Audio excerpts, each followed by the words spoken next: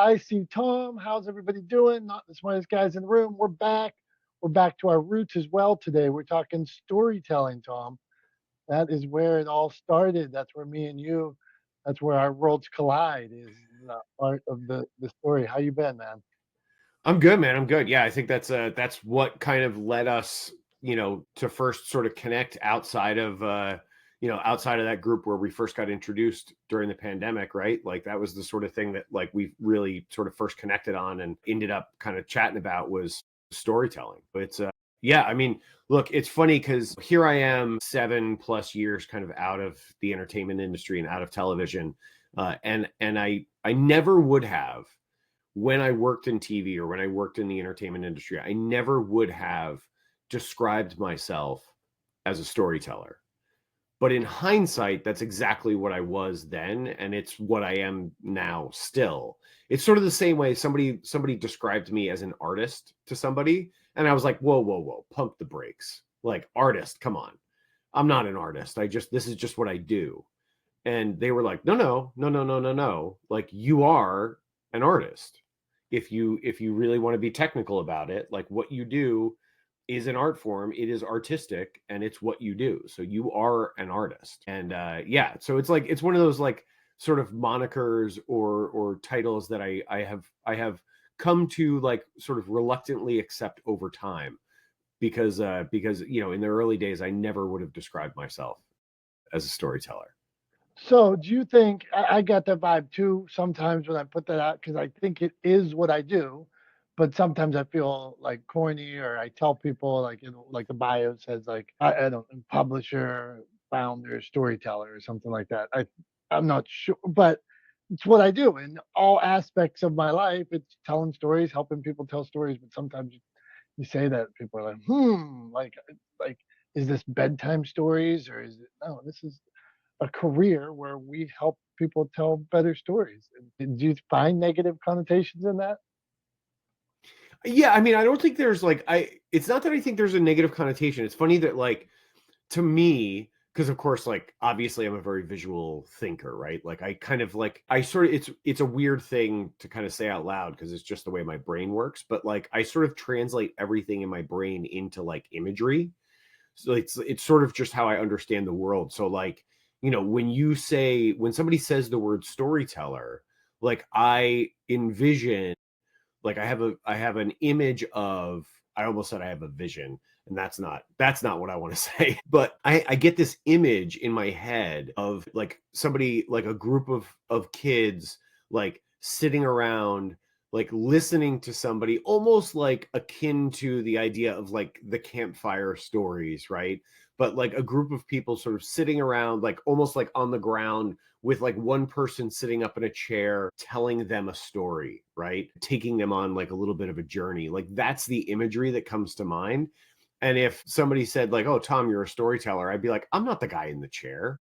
Like that's not who I am." So it's like I think for some like in some way that's kind of the disconnect that I run up against. And it's like it's akin to or kind of maybe related to like imposter syndrome a little bit because it's not that I feel like I don't deserve to carry that title or I don't deserve to be thought of that way. It's not that I think that.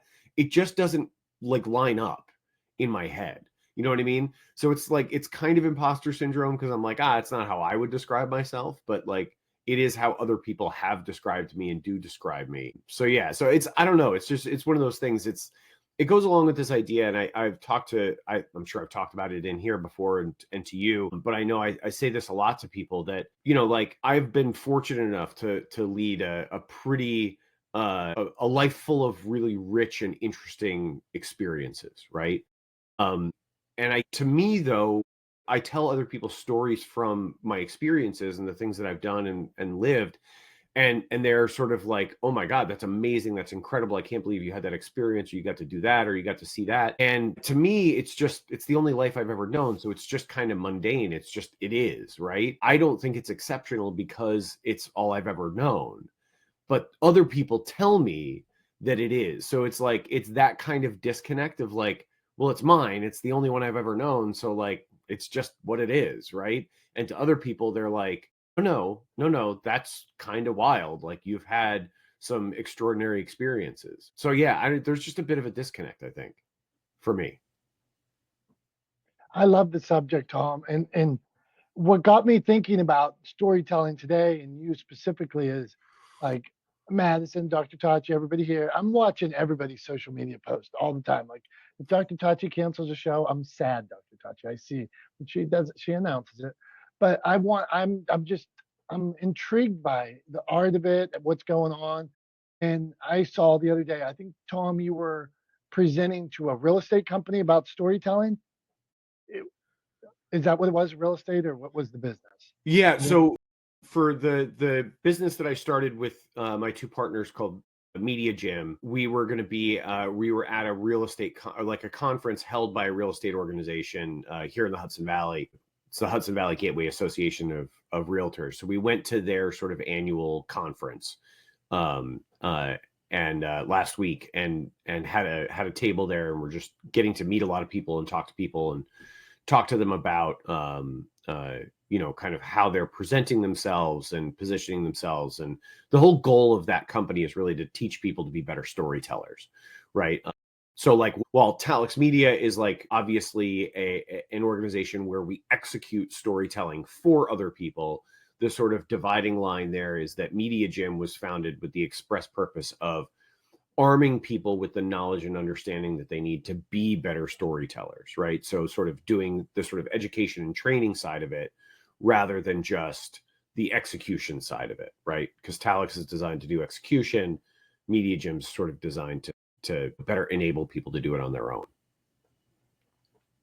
very, very cool. And I saw what made me think about this is I think a lot of people don't understand that a business, a real estate company, a realtor could have a story to tell. So they're out there, I'm going to talk about my product all the time. I'm going to talk about this sell. I'm going to talk about why you should buy. But there's a whole big story behind it, a beautiful story, whether it's why Tom's in Talix Media or Dr. Tachi or why I'm in the publishing business or why how my dad loves trees so much. He goes out, he's in the landscape business. He goes out in the woods and will feel the veins on a leaf. That's how much he loves nature and wants people not to use pesticides. And he's been doing it 45 years and he's got that kind of passion. And rather than selling on, how many times you can do something, how fast you can do it, how transactional. How about the beauty of it? How about the reason why you do it? And I saw you out with the real estate company, and I see so many people that don't do that, that don't turn the camera, that don't show me the beauty of the house or the bricks, or there's so many stories that can be told. So do tell, Tom, and then let's get to Madison and Dr. Tachi. Well, if you'll indulge me for a second, I'll put on my Media Gym hat. And so our contention with Media Gym is that everyone has a story to tell, right? Everyone has a story to tell, and those stories are worth sharing. And not only are they worth sharing for the sake of storytelling, but they're worth sharing for the value that they will provide for your audience, and then they will return to your business, right? So storytelling is a unique way and an incredibly effective way to deliver information and create connection.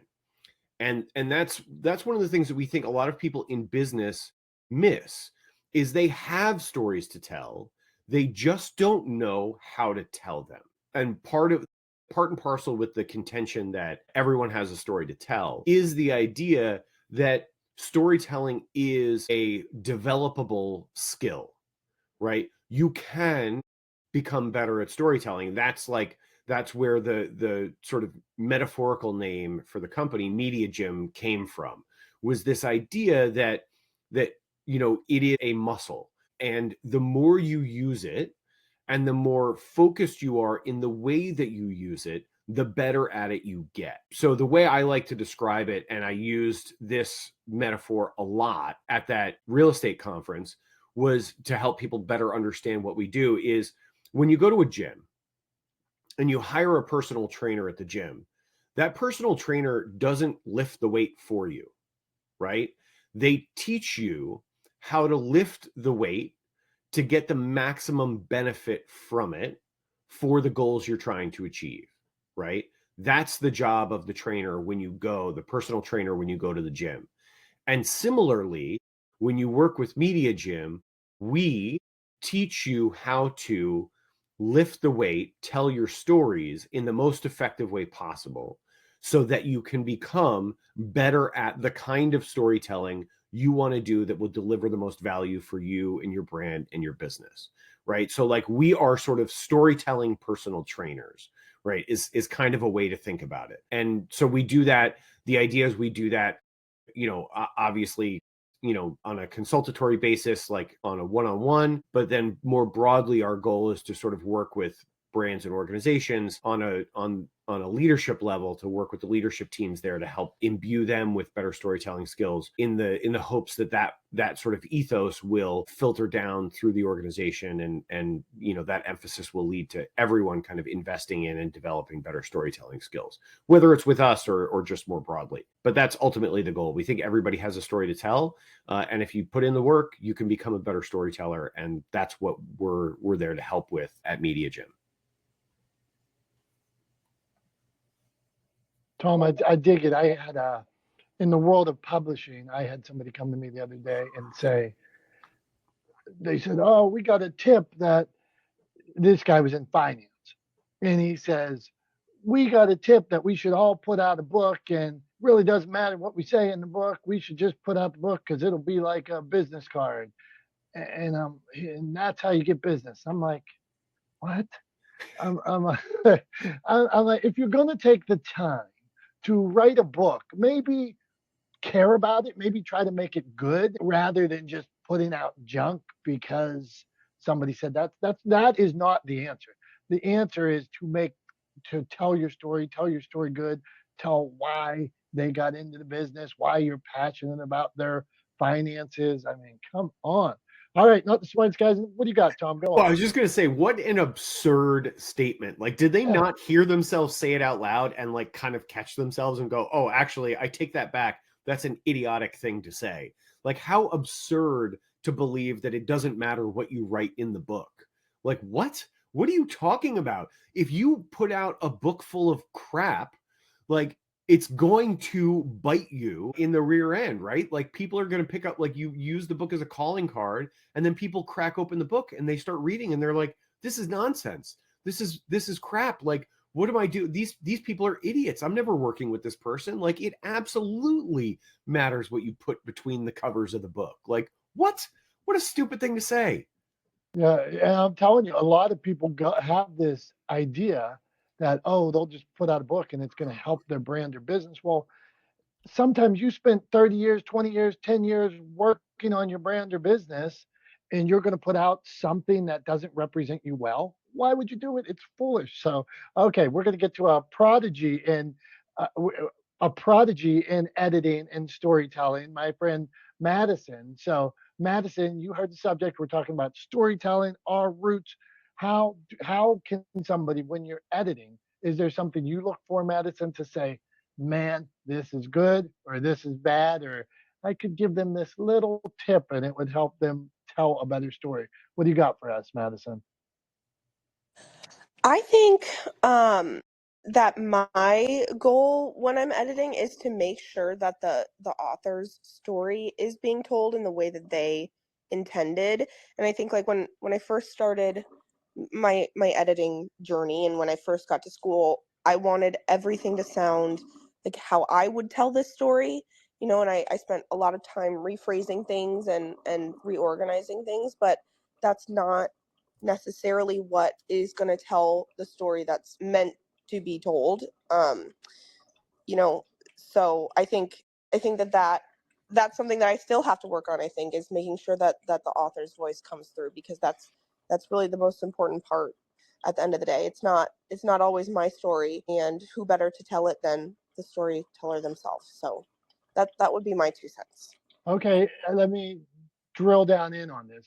So, the author's voice, how do you know it's the author's voice? And how do you know it isn't some vanity project for the author? Because I want to get into that as well. Like, how, author's voice versus like a love story to the author. What do you got? I That's a really good question. I think I've been lucky enough to work with authors who really care about their projects, and it's, their goals are clear, and it's very easy to sort of identify their voices. So I haven't really run into like a vanity project like you're talking about, which I guess I'm lucky. But if I were to, I suppose I would still try to preserve their voice through my editing, even if their goal is to create a vanity project. I mean, that's their goal, and that's their story, I guess. All right, Madison. Okay, I'm gonna drill down in Tom on this. I want to be direct because Tom, somebody pays you to produce a piece of content for them, a business owner, whatever it is, and it could be sometimes the business might, I won this many awards, or I'm a great business owner, and me, look at me. But that isn't really going to connect with the audience. So how do you shift it? Their work might have inspired, might have helped, might have made changed the world, but they're kind of not getting that aspect. And it's like, we're so successful, we made lots of money, and I started this when I was young, and admire me. How do you navigate those waters?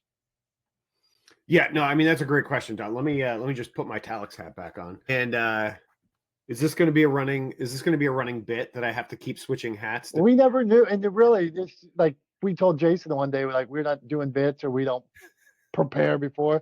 So I don't know why you got your other hat right next to you today.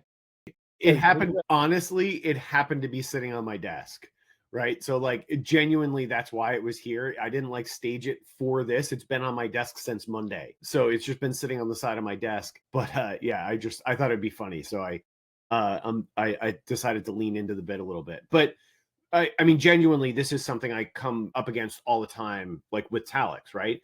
Because I'll get a call, into a business, and in a first meeting, we'll sit down and they'll say, here's the video we want to make, and here's all the things we want to talk about. And it's exactly what you're talking about. It's not usually, sometimes it's like sort of ego driven, like to sort of like please the CEO by somebody, junior to the CEO. So like the marketing director or something like that is like, oh, our CEO is amazing, we should talk about X, Y, and Z about them.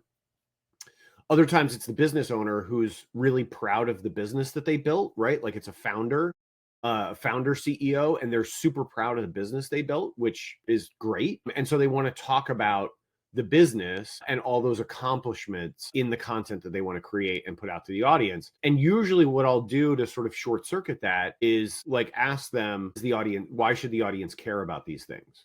Right. And kind of by drilling down on that line of questioning, my goal is to bring them around to understanding and appreciating the fact that the audience doesn't care about those things the way they care about those things, right? And the real crux of the issue is that they are not the audience, right? And they have to remember that when they create this content, when they put this content out, when they're trying to build an audience for their brand or their business, that they have to put the audience first above their own sort of wants or desires for the content that they're going to create, right? So it has to be audience first. It's about what connects for the audience. It's about what the audience finds relatable. It's about giving the audience the opportunity to see themselves in the story that you're telling, right? Rather than talking all about and touting the accomplishments of the senior leadership or the CEO or the brand or the business, right? You can tell that story and you can deliver that information, but you have to deliver it in a context that is relatable, and in this case, by context, I mean a story, right? That is relatable to the audience, that the audience will give a crap about, right? And that's the problem is like, the sort of the CEO or the founder assumes that the audience is going to care as much as they do. And the truth is that they just don't. And there's no reason why they should. And so kind of helping them understand that is really the goal of the conversation. The way I like to say it is like, you have to remember that no one is ever going to love your baby the way you love your baby, right? Like the business is your baby, right? You built it from the ground up. You founded it. You created it. It is sort of in an image that you put into the world, it is your baby. And the fact that you care so deeply about your baby and you're proud of them is fantastic. That is relatable. Expecting other people to care about your baby as much as you care about your baby is not, right? It's not reasonable, it's not relatable, and it doesn't work. So yeah, so I mean, I think that's something that often I struggle with in the work that I do with Talix Media, is helping brands and businesses understand that they really have to put their audience first. Dr. Tachi, have you ever had to have a conversation like that with a creator, helping them understand how to put their audience first in the storytelling that they use, in the content that they create on your platform? Good morning. That's actually a really good question. I have not had to have that conversation because I think what has happened for the most part is I've curated and selected people who already have an idea of how to at least put this story together intelligibly so that people understand what's going on. So I haven't run into that. I think part of the other thing is because we provide like kind of not continuing education, but like professional development classes in terms of putting things together. I think that's helpful. So I have not run into that yet. And that's amazing. That's fantastic. And a testament, I think, to the creation, the work you've put into curating that group of folks that you welcome onto the platform. How do you position and how do you help people understand the value of putting your audience first when it comes to storytelling? You just have to tell them it's not about you for the most part. And this is interesting because when I first started teaching, I was in the PhD program. So I started teaching where I was going to school at Howard. And I remember very well one of the books we used for teaching the basic course, public communication. Their whole thing was an audience centered approach. That always stuck with me. So, this, of course, was in making presentations and doing speeches, but this should be any time that you have a message to carry out. It's about them.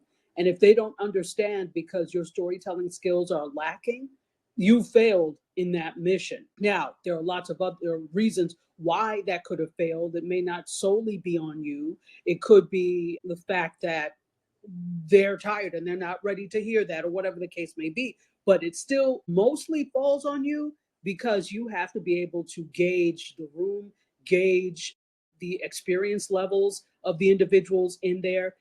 And if you don't know, then ask. And I think that's part of the problem when people, whether it's you're making a speech to a group of people or doing a presentation, or you're trying to create a show, a podcast, a vlog, you put what you wanted to hear out there, which is fine. But if that's not what the audience wants, then you failed in that mission. So I basically tell them, look, it's nice that you have something that you want to say, but it's not solely about you. And the way that you can tell, first of all, that it's not solely about you is if you're making, for example, YouTube videos, look at the engagement when it comes to certain types of things that you put out there on your channel.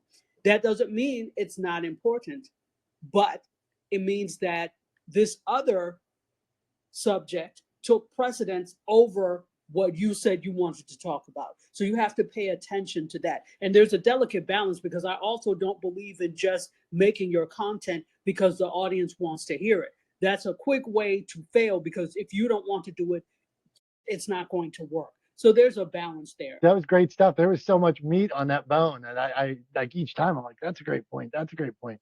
I love this idea about the audience focused first, right? Like so many people, and I'm in a storytelling business. I help people, some of the books are memoirs. So people often will be like, this is my story. I want to tell my story. I have to tell my story. Okay. But it's still for the audience, figure out who is the audience for the audience, and they need to understand that if you wrote your memoir, it might still be about relationship, it might still be about love, it might still be about a greater arc than you. You're in it, you're a character, but it is not about you. It like if I wrote a story, my last book that I personally wrote was My Name is Sharon. It was about my mother's Alzheimer's. It was about a son and a mom dealing with this cruel disease. I am in it. My mom is in it. But the bigger story is about family. It's about unconditional love. It's about all these other things, not ever about me.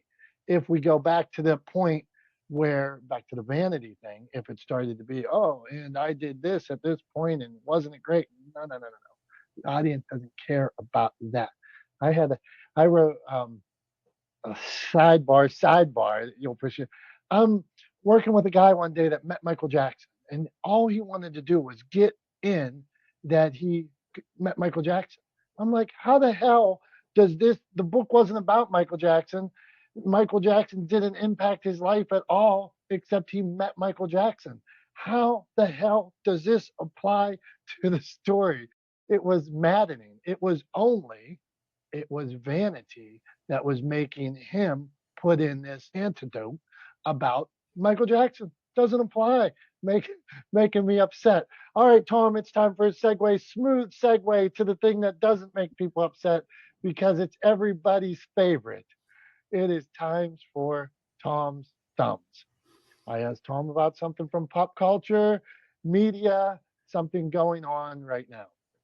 I had a route I was going to go. And then because I'm surfing social media, I found out today is National Pierogi Day. So I want to know, what are Tom's thoughts about that doughy goodness? What do you got, Tom? It's a good question. I noticed, Tom's Thumb's number one fan, Jim IJ, is conspicuously missing this week. You're going to have to give him grief for missing an edition of Tom's Thumbs. But yeah, so what do I think about pierogies? Well, I think when you get down to it, right, pierogies, ravioli, right, at the end of the day, all of these things, right? I mean, those are like two off the top of my head that kind of lead down a particular path, but all of these things are dumplings, right? Like if you get down to it, they're dumplings in the same way that a wonton is a dumpling, right? In the same way that shumai are dumplings, right? All of these things are dumplings, and you find them sort of culturally all over the world in various preparations, right? Most of the time, or often, you find them sort of boiled in soup, right? You'll find ravioli in soup, you'll find tortellini in soup, you'll find pierogi, are boiled first and then served on the side. You'll find, wonton dumplings, obviously, in soup, all kinds of steamed dumplings, et cetera, from the Far East. So it's one of those kind of like staple foods that is relatively ubiquitous around the world, and that sort of independently in sort of different regions of the world. I mean, obviously, if you couldn't tell by the way I'm speaking about it right now, I clearly find food interesting. I'm excited and passionate about food, and that extends to pierogies, right? So I think pierogies are great. I think they're delicious. I think they're one of those things that I don't want to eat every day, right? Like I wouldn't want to eat pierogies every day, but I really do enjoy a good pierogi, especially when they're cooked well, right? When they're boiled to the right degree of doneness, and then thrown in a pan with far too much butter and a whole bunch of onions and cooked off. You get like kind of a mix of textures. You get a little crispy in places where they've browned up a little bit in the butter. You get soft in other places. You get the filling, right? And then you get the onions, the buttery onions along with it. Like dip it in sour cream. Not so much for me. I don't really love the sour cream. I feel like it's a little gilding the lily a lot of times. Like it's just rich on rich on rich, right? Like it's a potato pierogi with cheese in it with butter and onions, and then you're also putting sour cream on it. Like it's just a little gilding the lily for me. That's a personal preference, but overall, the pierogi is an Eastern European classic staple dumpling, and it's delicious, and it gets a thumbs up from me. Wow. Anybody in this room, can you believe it? Tom with a thumbs up. I mean, Tom, I mean, your percentage, and Jim Ajay missed it today. But how could anybody not like? Anybody not like a pierogi? Madison, I'm going around the room right now. Madison, thoughts on pierogi? You up with them or down with them? Up. I love anything I can put sour cream on. Okay, good stuff. Dr. Tachi, tell me you've had pierogies. Never had pierogi, even though I lived in a majority Polish city. That is blasphemy. You know, I used to have a restaurant and I had family that had a pierogi business, and they would bring the fresh pierogies to my restaurant every couple of days. And then I deep fried them too, and they were an appetizer, little pierogies. Teresa, thoughts on pierogies? Then we're going to come back to you. What do you got? Some I had a Polish mother-in-law. She made them homemade. There we go. And it is National Pierogi Day. Julie, please tell us you've had a pierogi. Dom, Chicago is has the biggest population of Polish people next to Warsaw. So of course I have, and I could really get fat eating pierogies. Yeah, that's the problem. Okay, Dave, I know you put in the comments if you've eaten pierogies. He's up in Canada. So I do have one problem with pierogies. Like I can eat so many of them, Tom, but they're not so filling because it's all dough and cheese. I need like a meat and a pierogi. They're not filling. Like, who are you? Now, and then ravioli, which I consider the Italian cousin of it, they will put some meat in a ravioli, but you never put meat in a pierogi. I mean, that would be black. I mean, I would push back. Like pierogies do have like traditional meat fillings. It's just that I think the sort of one that is most popular is like the potato and cheese or like onion and cheese or whatever, like that kind of variation. But there's absolutely meat pierogies, and those are actually my favorite. Like that's my preferred pierogi is a meat stuffed pierogi rather than like a potato, because I'm like the dough is enough. Like the starch from the dough, that's good. You got me there, right? Like it's sort of like it's like making a bread sandwich where you're filling the sandwich with just more bread, right? Like I don't love it. It's okay, but I don't love it. I'd rather have like a meat filling, right, in a pierogi. And that it is a thing. They're maybe not common in sort of like in the US Polish immigrant communities, but they do exist for sure. Okay, I'm gonna have to study that because I have never come across I've seen prunes, I've seen jalapenos, I've seen sauerkraut. We have pierogies at Pittsburgh Pirate games that run around the outfield. We have secondary mascots that's jalapeno Hannah, Chester cheese, pizza Pete or whatever it is. So, okay, we're going on. We've talked too much about pierogies. It's back to storytelling. Teresa, so Teresa, a good story. Hello. Okay, Tom. We gotta move to the audience here. We got a few rules. We go left to right. We come around. We call on you. So Teresa, storytelling. What do you got for us? I used a little bit of storytelling this weekend at a vendor fair where I get to hand out personal samples. But I find too that I have to listen to what they want. I want to connect with them, but somebody reminded me I had to make them feel important. But it's not like I was, on social media or on a stage. Well, I guess I was behind my table on a stage, but I just spent a lot of time letting them know that, their health is important, trying to make them feel important, and sharing my health story and my son with autism and how he always preferred soda and how there's better options out there. So I was telling stories, but in a very short version. But I think people connect that way. You can't just give them information and facts without, telling a story or personal anecdote. And that's all. Teresa, good stuff. Glad we're here. Glad you're here. So for our experts in any tips, Dr. Tachi Madison, and I'm going to come to Tom and then we're coming to Julie, but for somebody trying to tell a story like Teresa, she's at an event, any tips that for her, she's trying to engage an audience, just a single tip for Teresa. Dr. Tachi, what do you think? Maybe to have some sort of prompt as a question to ask them that really shows them that you're interested in what they think about X or what their experience is with X so that they feel important because they're talking, because you ask them a question and it's not just about them asking you questions. That's a good one. How are you handling it now? Interesting. Go on, Madison. You got a tip. Teresa's networking at an event. She's trying to tell stories to connect with her product. What do you got?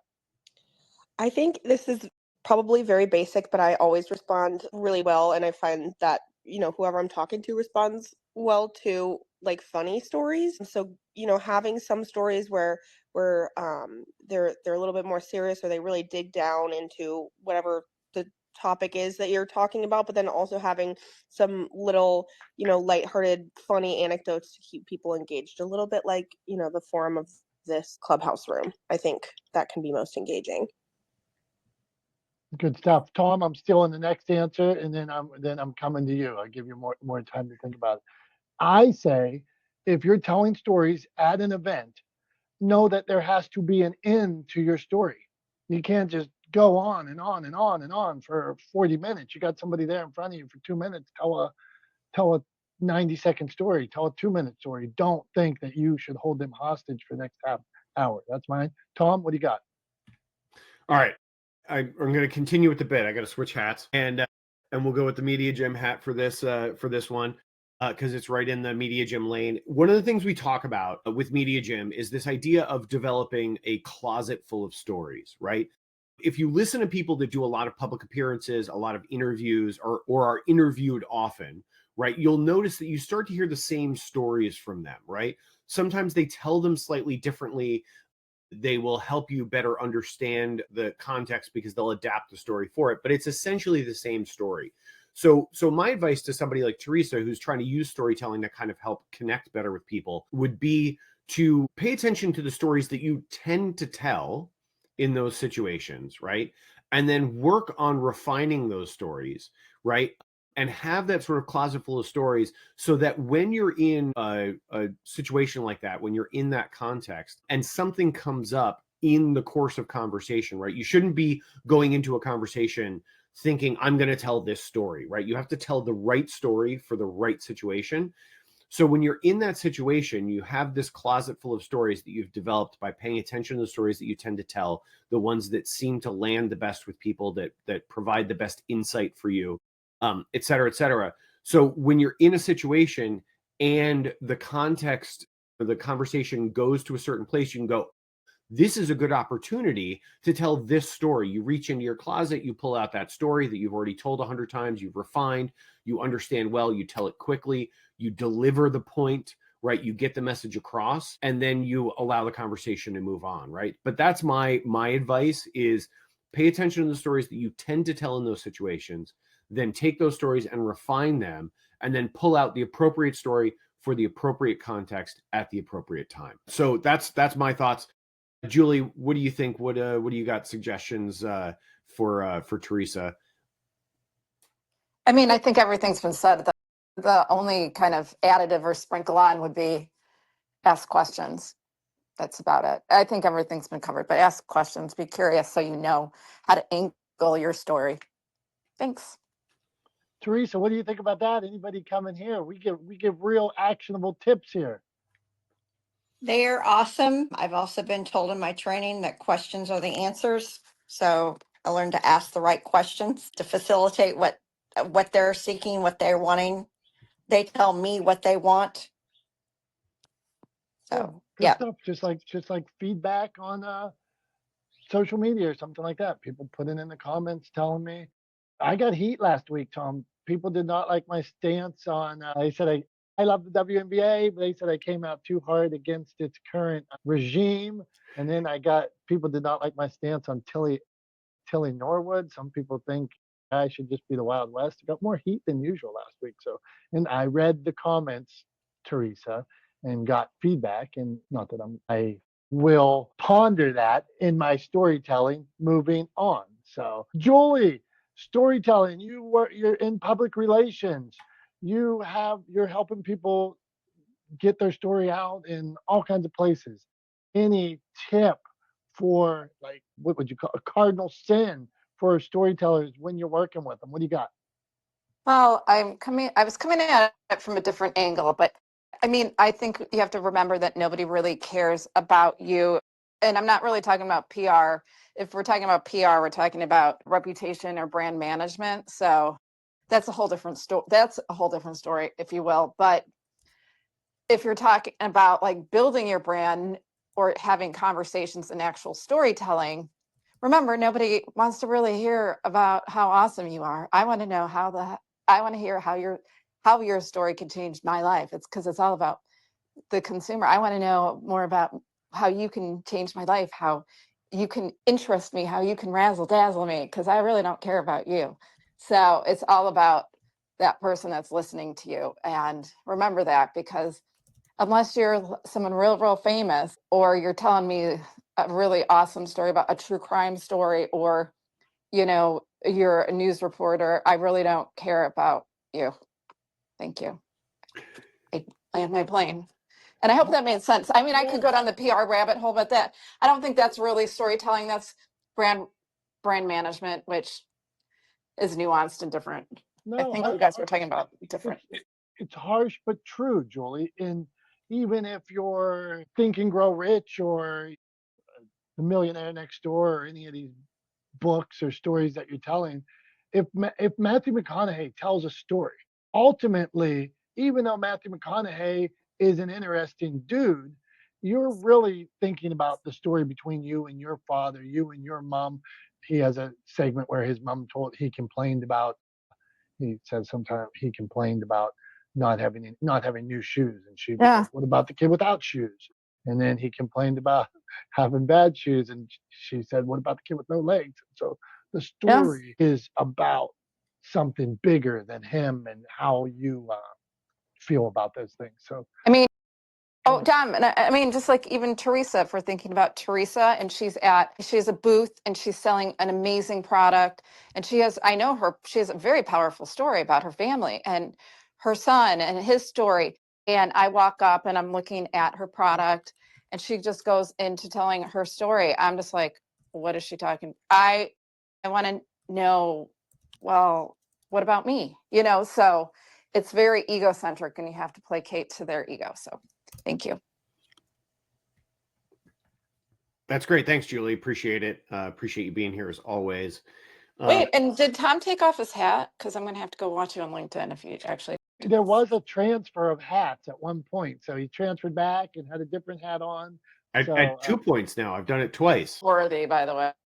I should make a clip out of him. I'll make a clip and just Can you do like that in slow motion that's what too, I'm thinking. Dom, Like some please? sexy music of Tom taking off his hat. I think that's a good idea.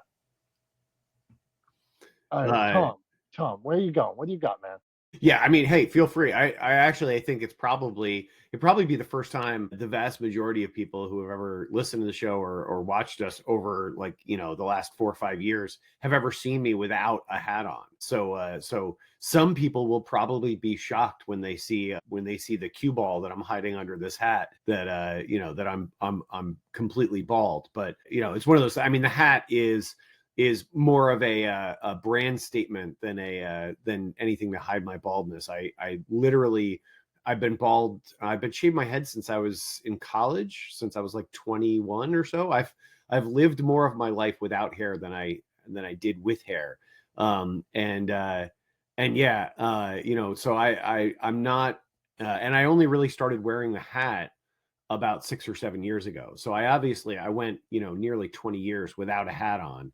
So yeah, it's not to hide the baldness, but probably be funny. Some people will probably be like, "Wait a minute, he's bald?" Yeah, if you don't know me in person, that's sometimes a surprise for folks. So yeah, go ahead, make a clip. Dr. Tachi said you should use the opening from Careless Whisper for the probably. I'm gonna figure Probably it get out. flagged for copyright for that. But it's a good idea in terms of the tone that she thinks would be appropriate. So take that note, do with it as you will. I'm curious to see what kind of clip you come up with. But in the meantime, what I'm more curious about is what you've brought to show us and tell us about this week. So what do you got for show and tell? Okay, today I have something very good that was given to me this summer. I was outside swimming and I need to listen or watch the Pittsburgh Pirates. I can't get them on my phone. Phones, I don't care what you guys say about how great your radios and your music is on your phone. I can't get the Pirate game on my phone. So it doesn't help me. So I needed a radio. I don't even have a radio, like an old school radio at my house. So my sister in law brought this puppy out right here, man. It's like a clock radio, GE, and put this out by my pool. I could listen to Paul Skeens, who is the Pittsburgh soon to be Cy Young winner. Look at this beauty, Tom. And once I plugged this magical thing in from the 70s or 80s, I was able to listen to the Pirate game and enjoy it. Even though it's old, even though it's from a different generation, it produced top level music for me. So that's my show and tell. This old GE radio that produces better than new, better than anything you've got, man. So that's what I wanted to show you today. So that's like a moral to that, like don't give up on thing. I haven't workshopped that yet, but here you go, Tom. This radio. I mean, I think that radio, first of all, I will applaud your dedication to listening to your favorite baseball team, your hometown team play. I appreciate that. Also, when you say you were out swimming, do you mean tanning? Is that coded language for you were laying by your pool tanning? I do both, man. I do both. But also, like the first thought that went into my head is I feel like you like that clock radio was stolen out of like my parents' bedroom in 1986. That's what it looks like to me. The other side is like, have you heard of this thing called Google? And the way you can use it to find out about apps that you can install on your phone. Like there's one called, I think it's called iTunes Radio or TuneIn Radio, and then there's the iHeartMedia app, the iHeartRadio app. But there's a bunch of radio apps where you can actually get radio broadcasts on your phone. So I know you're shaking your head. My guess is there's a technological issue on your side, and not. I have iHeartRadio. I listen to they always like take off the live sports though. I mean, it's so annoying. Like I'm listening, and then a lot of times they take off the live sports, and then they just air some like B-rate content during those hours, and that is not cool. I mean, they may not have the license to carry it, and it may also be that like MLB doesn't want it carried on those apps, and you have to pay for one of their apps. Could be. I don't know because I haven't tried it, but I'd be willing to bet that there's a way to get it through your phone that doesn't involve you listening to like the tinny, subpar audio quality of that particular clock radio, which I guarantee, although it is fun and nostalgic, sounds awful. I promise that the audio quality coming out of that thing is terrible. There's no chance that it sounds good, even with just a spoken voice. It sounds like an old speakerphone. I guarantee it.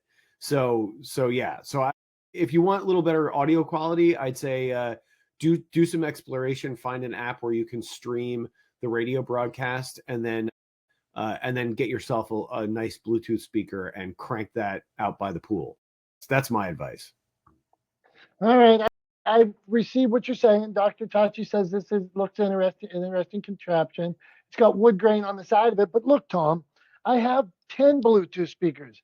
They all go out in the seventh. They all, even if I was listening, but they go out at a certain time.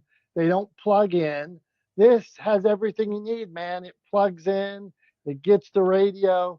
Not like my Bluetooths that let me down. And then they start beeping weird in the middle of them. Yeah, I'm telling you. GE made it right. Yeah, I mean, again, you say they don't plug in, but how do you charge them? Through a computer, like with this weird link that goes in the side of your computer and stuff like that now. Are you trying to act like you don't know what a USB cable is? Yeah, I know what a USB cable is, but I mean, like I got this thing here that plugs in 6 USBs, but it's annoying. Yeah, but you all right. You can plug a USB into a power adapter that plugs into an outlet, right? Like, I just want to be clear, like that's probably how you charge your phone every night, right? So like, let's not pretend like you don't know that technology exists. Yeah, but it's so annoying when it comes to my radio. I don't want to have to, I just want to go outside with my radio and plug it in. so it lasts forever. I don't want to have prepared so I could have prepared the night before and planned all this nonsense. I just want to go out, plug it in, turn it on, and listen to Paul Skeens strike out some of the other team, man. Right, but here's the other side, right? Here's the counter argument to that, and then we'll move on. But but the counter argument is that you charge your Bluetooth speaker, you then take it outside, you take a cord with you, you plug it in while you're listening to it, right? So it continues to trickle charge while you're using it, so it likely won't run out during the game. And also, guess what? If the power goes out, God forbid, the power goes out because you're using your phone, right, which has a battery, and you're using a Bluetooth speaker which has a battery, you get to keep listening to the game even if your power goes out at your house. So like there is a benefit to it. It also is portable. If you need to pick it up and go to a different place, hey, you just pick it up and go to a different part of the house. You go downstairs. Maybe you want to go down to your basement and get a cold beer out of the fridge. Well, you can just take it with you. You can't take that with you. That plug that you're dangling in front of the camera is not portable. So I'm just saying there are benefits, right? There's pros and cons to everything, but I think you could get the Bluetooth speaker to work if you would just stop being such a Luddite for like 5 minutes. Okay, but it wouldn't give me Paul Skeens on Sunday out by the pool like I needed. All right, so at that, Tom, it's that beautiful time of the day. I'm not going to tell you all the things we talked about. You're just going to have to figure that out and wrap us up. What do you got for us? How do you pull it all together, Tom? Tom's wrap up. All right, here we go. So, I'll go back to one of the things we talked about at the beginning, and that is everyone. I don't care what your background is, what your lived experience is, where you're from, whether or not you even believe me when I tell you that everyone has a story to tell. And in fact, I'll go a step beyond that. Not only does everyone have a story to tell, everyone has stories to tell, and stories that are worth telling. And so I would encourage everyone, however you do it, right? Whether you reach out to me when I'm wearing my other hat through Media Gym, whether you come here and become part of this community and listen to us every week. We talk about storytelling all the time. Whether you do a little research on YouTube, or you take an online course, or you enroll in a storytelling program, whatever the case may be, however you do it, I would encourage everyone to go out, practice storytelling, develop your storytelling skills, and use them to create opportunities for yourself and your business out in the world. And the best way to do that, the number one thing you always have to remember, is the stories you tell are not about you. You may be the protagonist, right? You may be the central character in the story that you're telling because it's about your life. But ultimately, the story you're telling is not about you. It's about your audience. Put your audience first. Make sure you're telling stories that are relatable to them, that deliver information and value to them, and you will find greater success in all aspects of your life. So that's my message from today. That's my summation. That's my wrap up. Get out there, practice storytelling, get better at it, work those muscles, develop those muscles. We all can and should be storytellers. So that's all I got for today. As per usual, thank you all for being here, for being a part of this community. We love you guys. We appreciate you guys. For Dom, I'm Tom. We are not the smartest guys in the room. We appreciate you guys being here every week with us. We thank you. We love you. And we will see you next time. Until then, have a great rest of your week and a great weekend. Bye-bye.